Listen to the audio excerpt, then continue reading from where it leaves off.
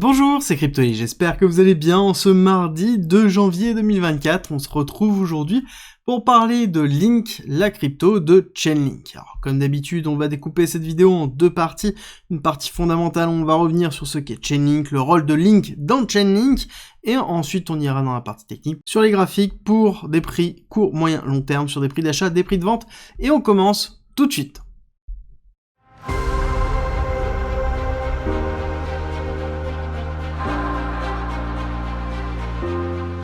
Si on devait expliquer simplement ce qu'était Chainlink, on dirait que c'est un oracle.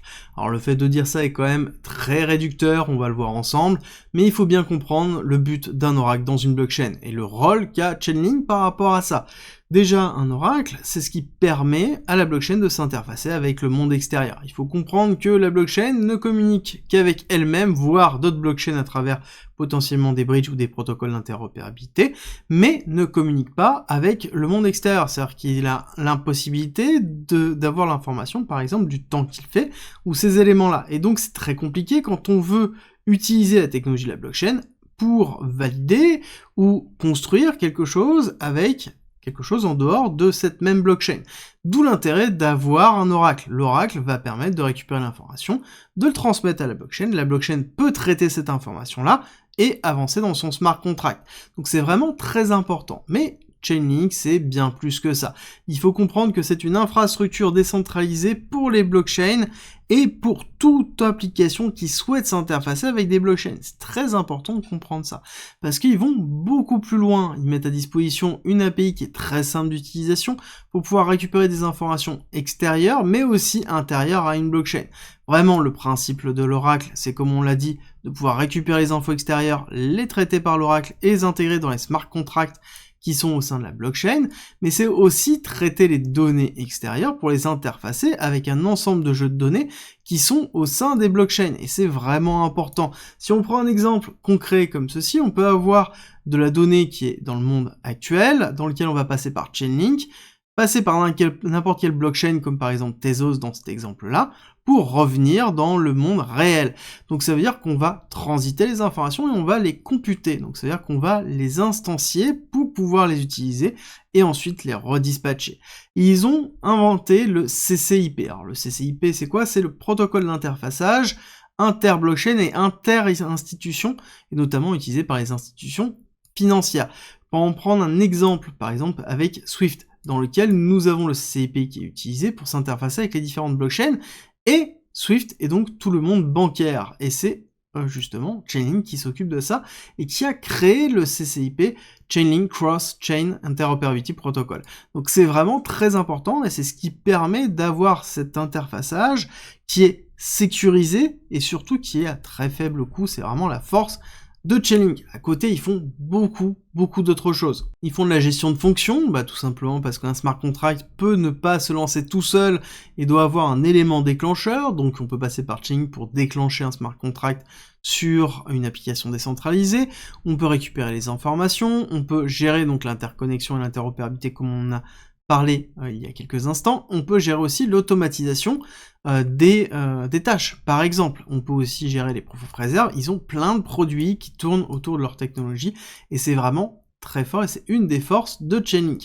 Et c'est pas pour rien qu'ils expliquent comment ils sont passés de la notion de TCP/IP, donc qui est ce qui permet à Internet de fonctionner, c'est les protocoles d'interconnexion d'Internet. À partir du moment où vous chargez une page Internet, vous utilisez le protocole TCP/IP sans forcément le savoir, et justement ils définissent le CCIP comme étant le TCP/IP du futur, et justement la nouvelle Internet des contrats, qui est la notion de l'interfaçage avec les blockchains et le monde réel, et je pense qu'ils sont pas trop loin de la réalité à travers cet article. D'ailleurs, je vous invite à le regarder, c'est dans la partie blog de leur site, vraiment très intéressant, leur vision, même si c'est quand même très promotionnel, on va pas se le cacher, mais on le prend avec un petit grain de sel, et c'est toujours très intéressant.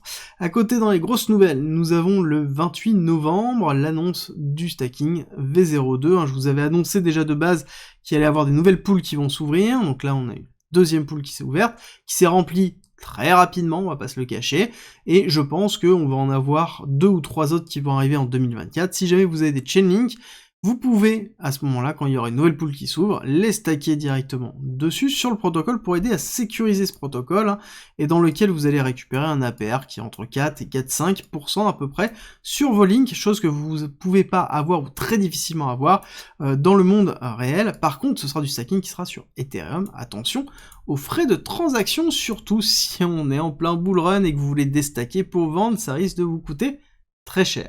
Au niveau de la tokenomics, on est sur une tokenomics qui est plutôt diluée, hein, 56%, sur le link qui reste quand même en cours de dilution et d'émission, ce qui est plutôt normal pour ce protocole-là, et dans lequel on est dans une market cap diluée de 15 milliards, quasiment 16 milliards, grâce au breakout qui a fait Link. Mais c'est en même temps normal, parce que c'est un acteur qui est essentiel dans l'écosystème crypto et qui permet l'interfaçage entre les blockchains et le reste du monde, et voire même l'entre-blockchain, hein. Je pense qu'ils sont en train de se diriger doucement et tendrement vers ça, parce qu'ils ont la stack pour pouvoir le faire, la stack étant les moyens techniques de développement pour pouvoir le construire, et c'est quelque chose qu'on verra certainement en 2024-2025, et Chainlink a de bonnes chances de très bien performer si on a un gros bull run, parce que justement Chainlink sera dans tous les cas utilisé, peu importe la blockchain qui surperformera le reste.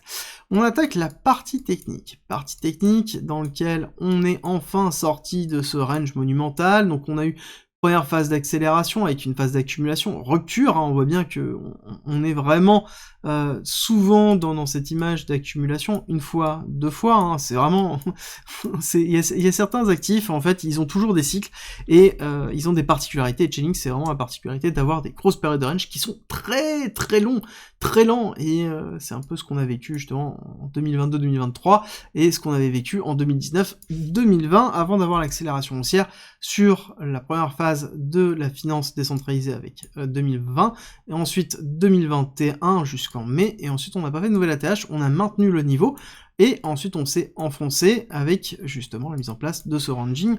C'est pas pour rien qu'à un moment donné je l'appelais le stablecoin Link, et d'ailleurs je n'étais pas le seul à l'appeler à cette époque-là comme ça, parce que on bougeait très très peu, en oscillant entre 8 et globalement 4, relatif très très peu. C'est sûr qu'on faisait globalement bad range, haut range, on faisait un x2 systématiquement, mais ça n'empêche que on est enfin sorti avec le gros breakout qui a été effectué sur fin octobre, hein, dans lequel on a eu première bougie, consolidation, deuxième, troisième, quatrième bougie, et ensuite on est dans une phase de latéralisation avec un maintien du prix au-dessus des 14$, d'accord? Donc pour moi là, on a vraiment une base qui est encore acceptable, hein, je pense pour Link au niveau de la spot zone, je pense qu'on peut la remonter un petit peu dans les alentours des 15, ouais, on pourrait même dire jusqu'aux 15$, ça reste acceptable au niveau du prix, dans lequel on peut continuer à s'exposer sur du spot. Encore une fois, c'est pareil, si vous pensez que cet actif est intéressant, le prix est toujours intéressant. Vous voyez bien, dans une évolution de bull run, on peut avoir des targets très hautes, on va le voir à la fin de cette vidéo, mais c'est plutôt classique. Donc encore une fois, moi c'est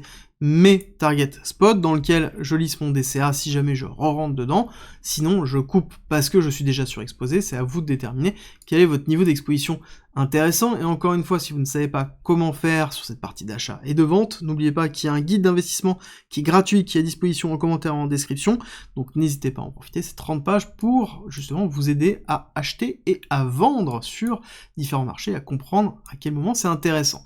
Sur des targets, déjà pour moi, grosse target à tenir, ça, il va falloir tenir en fait ce niveau-là, d'accord? C'est vraiment très important.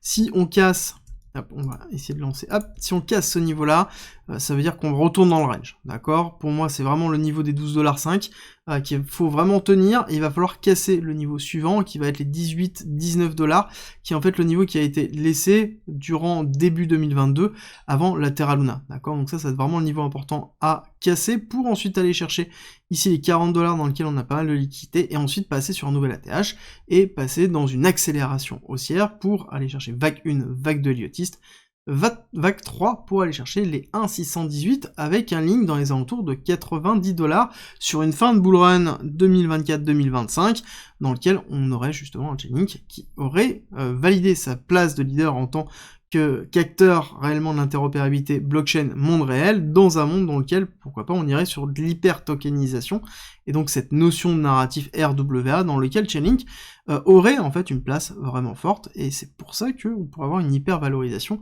de Chainlink.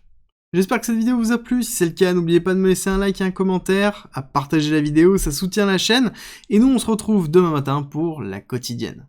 Si tu as envie de te former et profiter vraiment du bull run, c'est simple, il y a une formation parfaite, complète, gratuite à disposition. C'est à travers un parcours pédagogique qui t'apprend tout sur la blockchain, la crypto, l'investissement, l'analyse technique et le trading. Tout ça gratuitement en commentaire et en description. Tu as des exercices, des QCM, des modules, des vidéos, des guides, tout pour pouvoir t'accompagner dans ta progression.